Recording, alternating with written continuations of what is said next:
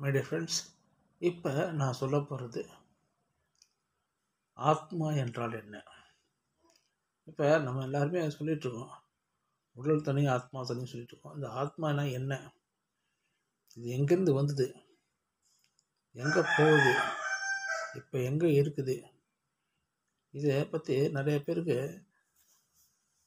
புரியாமல் பேசிகிட்டு இருக்கிறாங்க. அதை பற்றி என்னுடைய நண்பர் கேள்வி கேட்டதுக்கு தான் இந்த விடையை சொல்கிறேன். இது ஒரு சில மத புத்தகங்களை படித்துட்டு அதுக்கப்புறம் தான் இந்த விடை போடுறேன். அதனால் இது எந்த தவறும் இருக்காதுன்னு நினைக்கிறேன். ஓகே, தயவு செஞ்சு சப்ஸ்கிரைப் பண்ணாதவங்க சப்ஸ்கிரைப் பண்ணிவிட்டு பெல் பட்டன் அழுத்துங்க. தேங்க்யூ. என்னங்க ஆத்மானா என்ன அப்படின்னா, ஒரு ஒளி. இது எங்கேருந்து வந்தது அப்படின்னா, இந்த பிரபஞ்சம் தோன்றுவதற்காக சூரியன் நட்சத்திரங்கள் தோன்றும்போது இந்த ஒளியும் சேர்ந்து தோன்றினது. புரியுதுங்களா? அப்படியே ஒளி சேர்ந்து வரும்போது ஒவ்வொரு நட்சத்திரம் பெருசாகவும், ஒரு சில நட்சத்திரங்கள் சின்னதாகவும், ஒரு சில நட்சத்திரங்கள் இல்லை, ஒரு சில நட்சத்திரங்கள் கருகிட்டு இருக்குது அப்படின்னு பல விதமுள்ள இருந்துகிட்ருக்குது. உங்களுக்கு தெரிஞ்சிருக்கும், படிச்சிருப்பீங்க. ஆக இப்போ இந்த ஒளியில் சிதறப்பட்ட பல கோடி சிதறப்பட்ட ஒரு பீசஸ் தான் இந்த ஆத்மா. புரியுதுங்களா? இப்போ இது எங்கேருந்து வருதுன்னு யாருக்கும் தெரியாது, இதுக்கப்புறம் எங்கே போக போகுதுன்னு யாருக்கும் தெரியாது அப்படின்னு வேதத்தில், அதாவது ரிக்வேதத்தில் சொல்லப்படுது. இப்போ இது பூமிக்கு வந்துடுச்சு. ஆக இந்த பூமிக்கு வந்துட்ட பிறகு இது நினச்சி இங்கே இருக்குமா அப்படின்னு கேட்டால், அதாவது பைபிளை பொறுத்தவரைலாம் இது மனிதனுக்கு மட்டும்தான் இருக்கும், மற்ற இதுக்கெலாம் இருக்காது அப்படின்னும், கீதையில் சொல்லப்பட்டது எல்லாத்துக்குமே இருக்கும், மனிதனுக்கு, விலங்குகளுக்கு, எல்லா உயிர்களும் அனைத்துக்குமே இந்த ஆத்மா இருக்கும் அப்படின்னு சொல்லப்படுது. அதுக்கு அடுத்தது இந்த ஆத்மா இந்த இடத்த விட்டு அடுத்த இடம் போகுமா அப்படின்னு கேட்டால் போகும்னு சொல்லிட்டு வேதம் சொல்லுது. ஆனால் இது ஒரு லைட்டிங், அந்த லைட்டிங் எரிஞ்சு அணைஞ்சிடும், அதுக்கப்புறம் போகிறதுக்கு வழி கிடையாது அப்படின்னு சொல்லிட்டு புத்தர் சொல்லுகிறார். ஆக பலவித கோணங்களில் இதை நான் பார்க்கும்போது இப்போ இந்த ஆத்மா இந்த அளவுக்கு இருக்குதுங்களே. அப்படி இருக்கும்போது இந்த ஆத்மா இந்த பூமியில் பிறகுது. ஏன் எல்லாமே ஒன்று பணக்காரனா, ஒன்று ஏழையா, ஒன்று அறிவாளியா, ஒன்று முட்டாளா, ஒன்று பெரிய ஒரு ஹையர் போஸ்ட்டில் ஒன்றுமே இல்லாமல் அப்படின்னு பல கோணங்களில் பல இதில் இருக்குது. இதுக்கு காரணம் என்ன அப்படின்னு பலரும் கேட்பாங்க. இதுக்கெல்லாம் காரணம் விதியாதுன்னு. இந்த அவசரத்தில் இது உடல்ன்றது இந்த ஒரு ஷர்ட் துணி மாதிரி இந்த ட்ரெஸ்ஸை போட்டுக்கிட்டு வரணும். புரியுதுங்களா? அப்படியே இந்த ட்ரெஸ்ஸை போட்டுட்டு வரும்பொழுது அவங்கவுங்களுக்கு கிடைச்ச ட்ரெஸ் எடுத்து போட்டுப்பாங்க. லேடிஸ் மாதிரி 3 நாளைக்கு ஒரு வாரம் கூட ஒரே பார்த்துட்டு ஒன்றுமே எனக்கு வேணாம் சொல்லக்கூடிய ஒரு சில பெண்களும் உண்டு. அவங்கள பற்றி நாங்கள் சொல்ல வரல.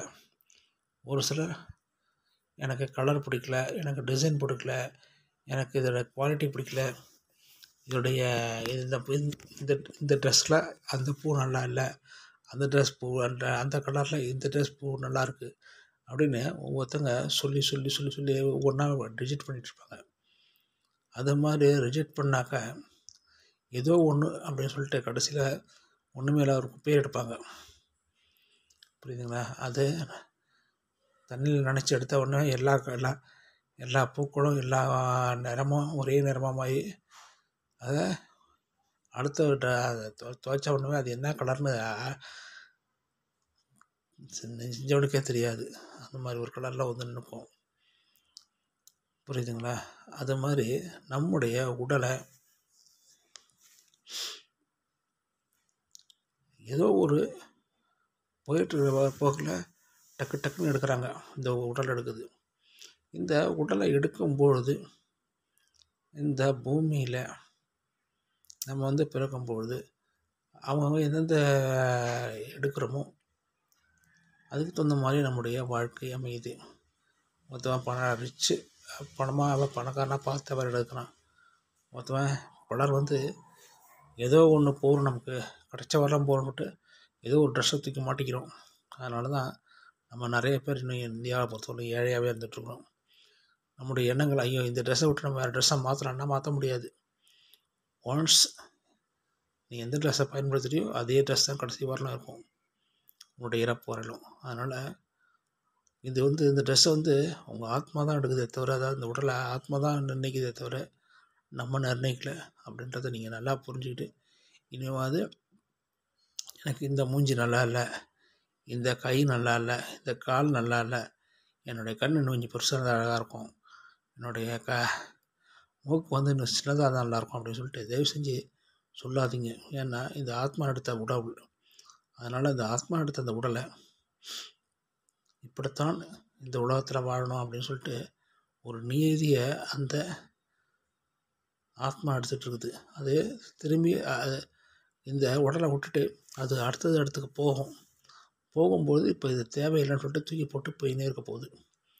இந்த ரெஸ்டிங் ப்ளேஸில் நீங்கள் நான் ரெஸ்ட் எடுக்கிறேன் அப்படின்னும்போது கொஞ்சம் சந்தோஷமாக இருந்துட்டு போயிடுமே. இந்த ரெஸ்ட் எடுக்கிற ப்ளேஸில் கூட நமக்கு வேதனையை கொண்டாந்து கொட்டிக்கணும். நான் ரெஸ்ட் எடுத்துகிட்டு கொஞ்சம் நேரம் அது ஒரு நாளோ ஒரு வருஷமோ ஒரு 100 ஆண்டுகளோ இல்லை அதுக்கு மேலே கூட நம்ம வாழக்கூடிய வாய்ப்புகள் இருக்கலாம். அதனால் தயவு செஞ்சு உங்களுடைய உடம்பை, மனசை, இந்த உடல் ஆத்மா எடுத்துகிட்டு வந்த உடல், அதனால் ஆத்மாவோடைய ஐக்கியமாகிடுது. அதனால் இந்த ஆத்மா தான் உங்களுடைய வாழ்க்கை. புரியுதுங்களா? இந்த ஆத்மா போயிடுச்சுன்னா அடுத்தது வேறு ஒரு உடலை அது தேர்ந்தெடுத்துக்கிட்டு போகுது, இல்லைன்னா அதை மேற்கொண்டு கடமை போயிட போகுது. இதை புரிஞ்சுக்காமல் நீங்கள் தயவு செஞ்சு தவறு ஆத்மா பேர்லையே தவிர நம்ம பேரில் இல்லை, அதை நல்லா புரிஞ்சுக்கோங்க. இது பிடிச்சதுன்னா லைக் பண்ணுங்கள், கமெண்ட் பண்ணுங்கள். தயவு செய்து சப்ஸ்கிரைப் பண்ணிவிட்டு பெல் பட்டன் அழுத்துங்க. தேங்க்யூ.